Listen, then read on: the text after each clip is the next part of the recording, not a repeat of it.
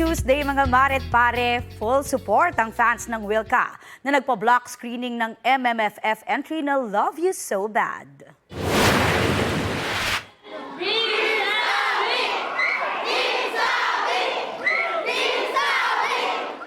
Layag na layag ang Team Savic na sinuportahan ng Wilka fans at nagtulong-tulong para sa block screening sa isang mall sa Maynila. Present dyan sina Will Ashley at Bianca de Vera na thankful sa suportang natatanggap nila lalo na sa pelikula na hindi lang mga kabataan ang nakaka-relate.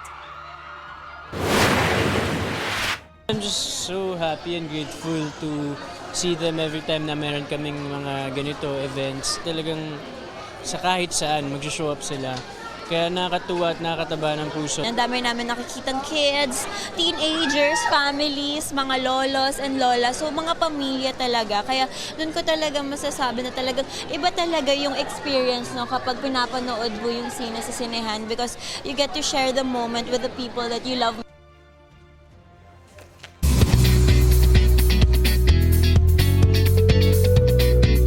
In love with his kontrabida era raw, si Kapuso star Tom Rodriguez. Kabilang ang kanyang role sa Unmarried, na kinilalang Best Supporting Actor sa 2025 Metro Manila Film Festival.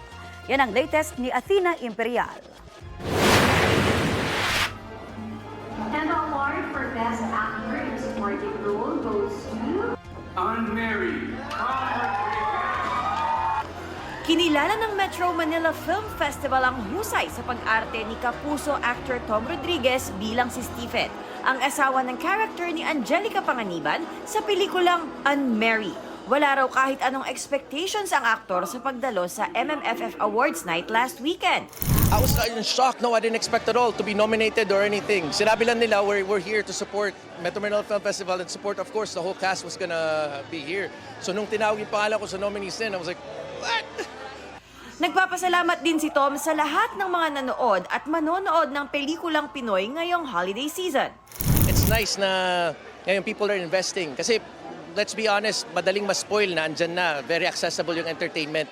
Feel ko talaga sining yung kaluluwa ng mamamayang Pilipino. Kaya dapat binubuhay natin. And it's nice na mas pinaprioritize na natin ngayon with programs like such as these, Metro Manila Film Festival, na talaga inuuna natin yung sarili natin. Kahit wala sa MMFF Awards Night venue, nanood daw ng programa ang kanyang non-showbiz wife at anak, na aniya ay biggest cheerleaders niya. My son was asleep but he woke up when my wife shouted. Yeah, nanonood siya sa live stream. Pag upo ko, may message na siya na congratulations kaagad. Kaya this is for them. Kwento pa ni Tom, compliment daw na nakita siya ng mga hurado bilang effective na kontrabida. I'm happy that the jurors also saw that it was just a role. Na yun nga, that they were able to separate Tom from Stephen. For them to recognize it, kaya I'm so thankful. Sa Encantadia Chronicles Sangre, si Tom ang gumaganap bilang si Gargan, ang pinakabagong kontrabida ng fantaserye. I'm loving my kontrabida era. This is my third na. I did Lilet Matias last year, Gargan ngayon sa Encantadia, tas ngayon for Unmarried. Kaya please give me more. Athena Imperial, nagbabalita para sa GMA Integrated News.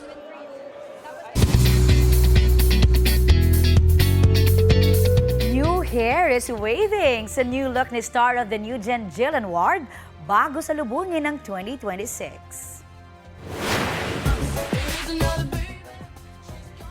No more long locks na dahil in her short hair era with wavy layers na si Jillian.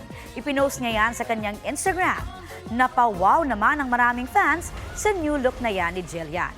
Isa si Jillian sa bibida sa upcoming action drama series na Never Say Die.